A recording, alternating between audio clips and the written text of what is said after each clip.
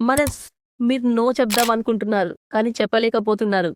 ఇదే అండి మీ emotional boundary break అవుతుంది అని చెప్పడానికి ఫస్ట్ సిగ్నల్. మదర్స్, నేను doctor Swetha Reddy, parenting expert and life coach. నేను కూడా అలాగే ఉండేదాన్ని. ఎవరన్నా ఏదన్నా పని చెప్తే ఎస్ అని చెప్పేదాన్ని. తర్వాత పని చేశాక చాలా అలసిపోయి టెన్షన్గా ఫీల్ అయ్యేదాన్ని.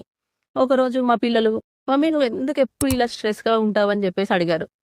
ఆ మూమెంట్ నన్ను షేక్ చేసింది. మదర్స్, ఎవరైతే ఎమోషనల్ బౌండరీస్ లేకుండా ప్రతి విషయానికి ఎస్ అని చెప్తారో అలాంటి మదర్స్ ఎక్కువ ఎమోషనల్ బర్న్అవుట్కి గురవుతారు. మదర్స్, 10 మినిట్స్ సైలెంట్ బ్రేక్ అనేది మన హక్కు అండి. మీరు ఆ టైంలో ఏదైనా పని చెప్తే చేయడానికి రెడీగా లేకపోతే కామ్గా కాసేపు అయినాక చేస్తా అని చెప్పే రైట్ మీకుంది. మీ ఎమోషన్సే మీ ఎమోషన్స్. పక్క వాళ్ళ ఎమోషన్స్ మీ రెస్పాన్సిబిలిటీ కాదండి. పక్క వాళ్ళు అప్సెట్ అయ్యారంటే అందులో మీ తప్పు లేదు. మదర్స్, గుర్తుపెట్టుకోండి, మీరు హ్యాపీగా ఉంటేనే, స్ట్రెస్ ఫ్రీ ఉంటేనే పిల్లలు కూడా చాలా హ్యాపీగా ఉంటారు.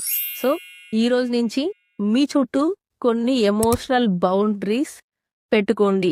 ఎమోషనల్ బౌండరీస్ అంటే ప్రతిదానికి నో చెప్పడం కాదు, మనకి మనము ఫస్ట్ ఎస్ చెప్పుకోవడం. ఎప్పుడైతే మనం హ్యాపీగా ఉంటామో మన స్ట్రెస్ లెవెల్స్ అనేవి తగ్గుతాయి, మన పిల్లలతో మన కనెక్షన్ అనేది ఇంప్రూవ్ అవుతుంది. సో మీకు అర్థమైంది కదా ఎమోషనల్ బౌండరీ క్రియేట్ చేసుకోవడము మన పిల్లలతో మన కనెక్షన్కి ఎంత ఇంపార్టెంట్ అనేది.